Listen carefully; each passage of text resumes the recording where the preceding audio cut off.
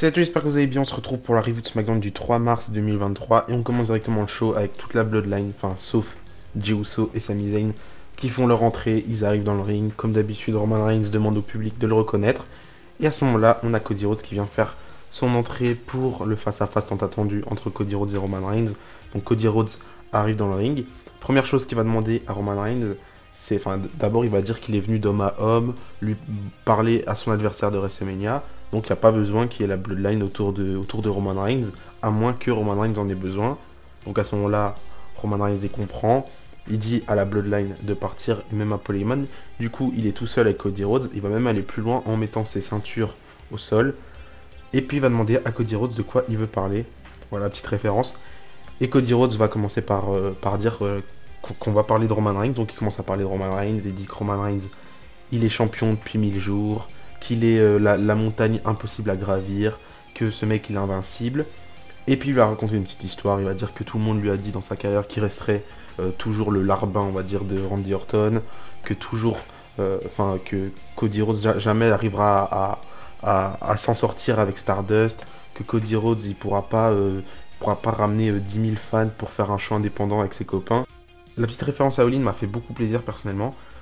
Donc, en gros, Cody Rhodes, il a réussi à faire des choses que les gens lui disaient que c'était impossible, qu'il n'arriverait jamais à faire. Donc, Roman Reigns, il a beau être l'adversaire impossible à battre. Bah, pour Cody Rhodes, c'est pas impossible. À ce moment-là, Roman Reigns va prendre la parole en demandant à Cody Rhodes s'il a déjà remporté un de ses deux titres, du coup, le titre Universal de la WWE. Il va même lui poser la question s'il a déjà combattu pour un de ces deux titres. Et il va lui aussi lui poser la question s'il a déjà main eventé WrestleMania. Il va dire que lui, il l'a déjà fait, mais pas Cody Rhodes visiblement, parce qu'il a fait aucun de ceux-là. Bah, même à ce moment-là, ça m'a un petit peu choqué. Je me suis dit, Cody Rhodes, il n'a jamais eu un match en 1 contre 1 ou même à plusieurs pour le titre de la WWE. C'est assez choquant, mais visiblement, il a jamais concouru pour un titre mondial à la WWE. Je trouve ça choquant personnellement. Donnez-moi votre avis par rapport à tout ça. Donc à ce moment-là, Roman Reigns, il va parler du père de Cody Rhodes, il va dire que Dusty Rhodes c'était une personne incroyable, il lui a donné des tas de conseils à NXT pour son futur, pour main eventer les WrestleMania, etc. Donc il lui a donné plein de conseils. Il me dit même qu'à ce moment-là, il donnait des conseils à Seth Rollins, à Kevin Owens ou même Becky Lynch, où il sait pas trop qui avait encore à ce moment-là. Donc il a donné plein de conseils à tout le monde, enfin surtout à Roman Reigns. Ensuite, il va donner plein d'éloges à Dusty Rhodes, il va dire qu'il lui manque, que Dusty Rhodes c'était une personne incroyable. Et il va terminer par demander à Cody s'il veut savoir ce que son père lui disait par rapport à Cody Rhodes, du coup par rapport à son fils. Donc là, Cody Rhodes il veut savoir, et Roman Reigns va lui répondre que il disait rien du tout. Du coup, Dusty Rhodes il n'en avait rien à foutre de son fils. Roman Reigns lui va terminer sa promo en disant que comme Dusty, le père de Cody Rhodes, n'a rien appris à Cody, lui a donné aucun conseil, et ben il va apprendre tout ce qu'il n'a pas appris en gros à WrestleMania. Donc il lui serre la main, enfin il demande à Cody de lui serrer la main, donc il tend sa main.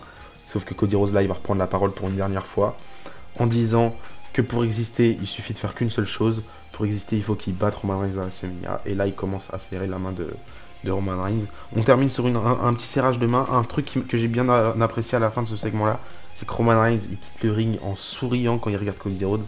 Et dès qu'il change son regard et qu'il a le regard hors de Cody Rhodes en gros, ben là on voit son visage se ferme comme si au fond de lui, il prenait réellement Cody Rhodes comme un adversaire au sérieux, enfin il le prend vraiment au sérieux, mais que c'est une facette qu'il garde devant Cody Rhodes, rester fort devant ses adversaires, rester un peu arrogant. Donc ça sent roussi pour Roman Reigns, j'espère tellement que Cody Rhodes va devenir champion. C'est une histoire à terminer, c'est une histoire à compléter, ça peut être beau, et même si Roman Reigns au final reste champion, ça sera un bon main event dans tous les cas, du moins je l'espère. On pourrait avoir un gros match, plus qu'un mois en plus avant WrestleMania, j'ai la hype qui monte petit à petit. Ensuite, on a eu un match ensemble entre Liv Morgan et Rhea Ripley. C'est pas un match que j'ai trouvé incroyable.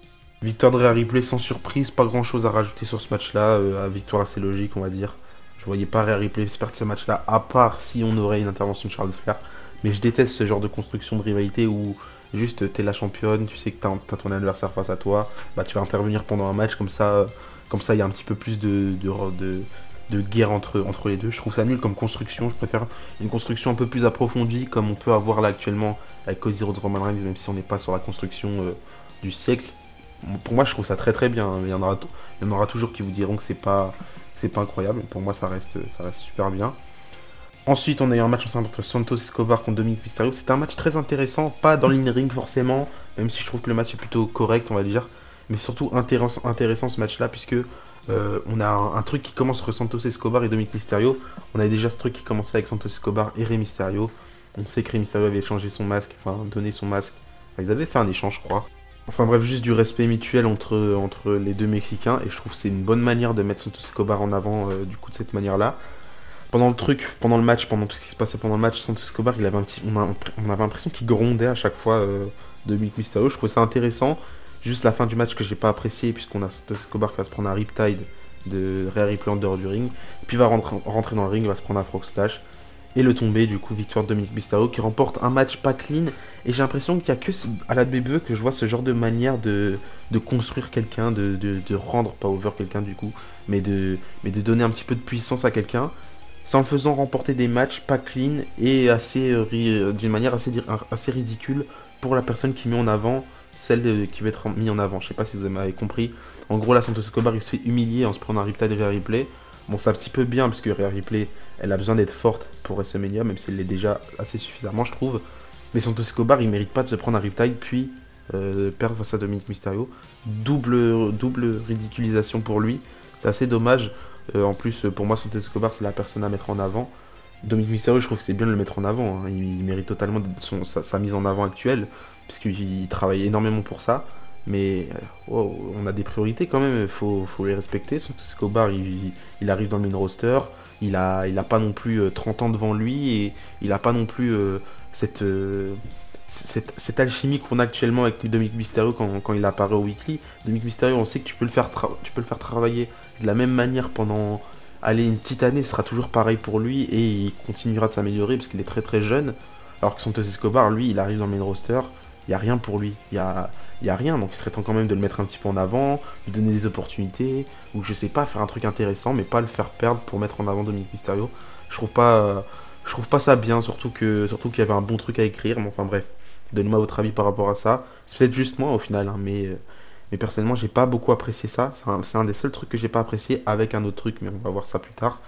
Ensuite, on a Drew McIntyre qui va faire son arrivée dans le ring. Il va parler du titre intercontinental. Il dit que WrestleMania c'est bientôt et qu'il a envie de faire un challenge, etc.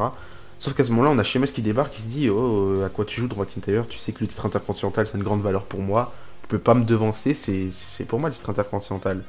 Sauf qu'à ce moment-là, on a LA Knight qui débarque. LA Knight qui va dire à Sheamus et Drew McIntyre qu'on peut pas avoir WrestleMania sans lui. Jusqu'au moment où le New Day débarque à ce moment-là et qui vont répéter encore une fois que LA Knight il a déjà dit ça la semaine dernière, donc ça sert à rien.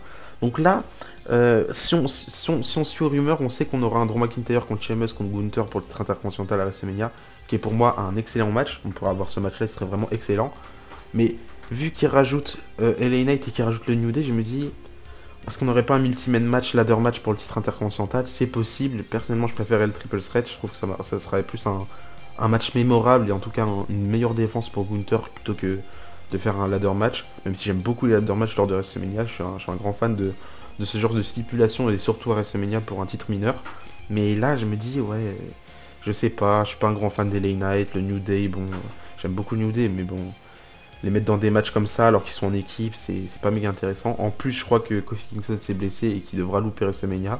Assez triste pour lui, surtout que Biggie lui aussi est blessé et que Xavier Woods il a pas de programme, donc j'imagine que lui non plus n'aura pas sa place à WrestleMania. C'est assez triste pour eux. Mais on verra bien. Après là, il y a la bagarre qui éclate, grosse bagarre qui éclate, jusqu'au moment où on a Karrion Kross qui va débarquer lui aussi et il va grosse bagarre entre tout le monde. Et on va terminer avec Karrion Kross qui attaque Sheamus. Et d'ailleurs, je crois que la semaine prochaine, on aura un Fatal 4-Way ou je sais pas trop quoi comme match pour déterminer l'aspirant numéro 1, on va dire, au titre de Gunther. On verra ce sera quoi le programme pour WrestleMania, mais j'espère juste qu'ils vont pas nous décevoir et nous donner un match qui envoie parce qu'on est passé à deux doigts de Gunther contre Brock Lesnar. Là, j'ai un petit peu la rage, c'est un peu chiant. Donc voilà. Ensuite, on a eu un petit match ensemble entre Shayna Baszler et Tegan Nox. Match pas très très intéressant.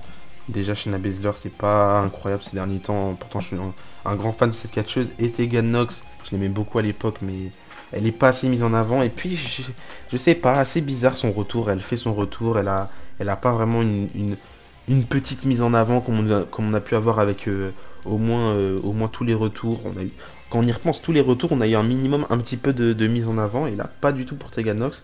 limite si tu regardes pas fréquemment les weekly et que tu regardes ça un petit peu de loin, tu sais même pas que Teganox a fait son retour, et pourtant Bray Wyatt on sait qu'il a fait son retour, Karrion Kross on sait qu'il a fait son retour, Gargano pareil, tous ces catcheurs là on sait qu'ils ont fait leur retour, mais Teganox personnellement j'oublie assez souvent. Du coup, victoire de Shayna Baszler qui continue sa série de victoires en solo, même si c'est que ça fait que 2 victoires, il me semble. Je sais pas par contre qu'est-ce qui va se passer avec WrestleMania, à WrestleMania pour Shayna Baszler et Ronda Rousey, puisqu'à ce qui paraît, Ronda Rousey, elle ferait face à une blessure assez sérieuse pour WrestleMania, elle pourrait louper WrestleMania.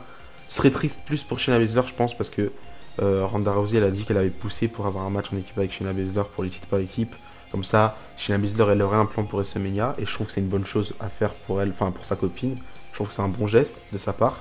Mais si Ronda Rousey est pas là, je pense pas que Shayna Baszler aura de match à WrestleMania, donc ce serait un petit peu triste pour elle. Mais bon, voilà, on verra. Pour l'instant, c'est pas encore fait. Après ça, on a Bobby Lashley qui a débarqué. Bobby Lashley va nous dire que Bray Wyatt arrête pas de lui dire de fuir, mais il vient jamais, et du coup, ça sert à rien. Donc là, il vient à SmackDown pour le provoquer, on va dire. À ce moment-là, on a une vidéo qui apparaît sur le Titantron, jusqu'au moment où on a une Lodi qui vient attaquer Bobby Lashley. Donc donnez-moi votre avis sur cette construction entre Bray Wyatt et Bobby Lashley. Une construction assez distante, on va dire, puisqu'on n'a pas eu de vrai face-à-face entre Bobby Lashley et Bray Wyatt. On sait même pas pourquoi Bray Wyatt en veut à Bobby Lashley. On sait qu'à l'époque, Bray Wyatt il venait chercher ses adversaires, mais il avait toujours une cause, une raison d'attaquer ses adversaires. Même si ça pouvait être un petit peu loufoque et assez chelou, il y avait toujours une raison derrière ça. Et Bray Wyatt, il prenait toujours le temps de nous expliquer dans ces segments pourquoi il avait attaqué cette personne-là et pas une autre. Et là, aucune raison, juste il n'y a pas lieu d'être, il n'y a pas lieu d'avoir attaqué Bobby Lashley. Ça sert un petit peu à rien et c'est un peu dommage. Et du coup, les lumières vont s'éteindre et on aura Uncle Lodi qui va partir. Et enfin, du coup, on termine avec le main event de SmackDown. Solo Sikoa contre Sami Zayn. Le match n'était pas prévu, il me semble, mais finalement, il a eu lieu. Un truc qui est bon à savoir avant que le match commence, c'est que on a Roman Reigns qui a dit en backstage à Paul Heyman que si Jey Uso revient pas la semaine prochaine, ah bah, la personne qui va accuser ce sera du coup Jimmy Uso et pas Sami Zayn. Bon, Sami Zayn, on sait que c'est fini avec la Bloodline, mais c'est intéressant à savoir parce que là, je pense que c'est une bonne manière pour que les Uso comprennent que Roman Reigns, bah, c'est vraiment la personne qui est un petit peu cancer, on va dire, dans la Bloodline et pas Sami Zayn. Enfin, surtout pour Jimmy Uso, c'est bien pour lui qu'il comprenne. Mais par contre, j'aurais plutôt misé personnellement sur la Bloodline qui reste ensemble pour aller affronter Cody Rhodes. Parce que je trouve que c'est plus important d'avoir qu'une seule personne qui est face à Roman Reigns plutôt que tout le monde face à Roman Reigns, même si ça justifierait du coup une possible victoire d'un adversaire face à Roman Reigns, puisque Roman Reigns serait un petit peu pris de tous les côtés. Mais personnellement, je préfère que la Bloodline reste unie. Bon, pas avec Sami Zayn évidemment, mais au moins la famille de Roman Reigns qui sont ensemble. Je trouve que ce serait mieux. Bon, on verra bien. Je pense peut-être que Jey Uso, lui, il va vite faire son retour, comme ça il va protéger Jimmy Uso. On sait que Jey Uso c'est un personnage très important de la Bloodline, donc c'est possible. On verra bien. Mais du coup voilà, j'ai hâte de voir ce qui va se passer par la suite. Du coup, Sikoa contre Sami Zayn, très bon match en vrai. J'ai pas trouvé j'ai pas trouvé que le match était non plus excellent, mais c'était un bon match, on va dire, pour un main event, surtout pour avancer dans cette histoire-là. Par contre, Sami Zayn, j'aime pas trop le traitement qu'il subit actuellement. J'aurais espéré un petit peu plus de construction pour WrestleMania. Et même en vrai pour la carte en général, il n'y a pas assez de construction à part pour Cody contre Roman. Et encore. Mais assez dommage de le voir perdre face à Sikoa, puisque Sikoa va remporter le match avec son Samoan Spike. Au moment où Sami Zayn va vouloir faire son Helluva Kick, bah, Jimmy Uso il va retirer Sikoa du coin. Et du coup à ce moment-là, Sikoa va faire son finish pour remporter le match face à Sami Zayn. Du coup victoire de Solo. J'aurais préféré une victoire de Sami Zayn juste pour rendre encore plus faible la Bloodline. Malheureusement c'est pas le cas. Toujours pas de Kevin Owens à l'horizon depuis Raw, mais ils agissent pas ensemble avec Sami Zayn et j'ai l'impression que la réunion qu'on aura entre Sami Zayn et Kevin Owens, la vraie réunion, j'ai l'impression qu'elle va se faire à une semaine de WrestleMania et c'est un peu dommage. J'aurais préféré qu'on ait une vraie construction entre les deux équipes, histoire de monter un petit peu l'intensité de ce truc qui pourrait être du coup le main event de WrestleMania, mais malheureusement non. Du coup victoire de Sikoa. Et après le match, on aura tout le monde qui va s'attaquer à Sami Zayn, sauf que Sami Zayn, il va s'en sortir et du coup, il va partir, il va prendre la fuite. Du coup, voilà, c'est la fin de cette vidéo. J'espère qu'elle vous a plu. Donnez-moi votre avis par rapport à ce SmackDown dans les commentaires. On se retrouve du coup mardi pour ma review de Raw ou peut-être un petit peu plus tard, on verra bien à ce moment-là. Mais du coup, voilà, d'ici là, je vous dis à la prochaine. N'oubliez pas, tant que le cache l'espoir. Bisous, bisous.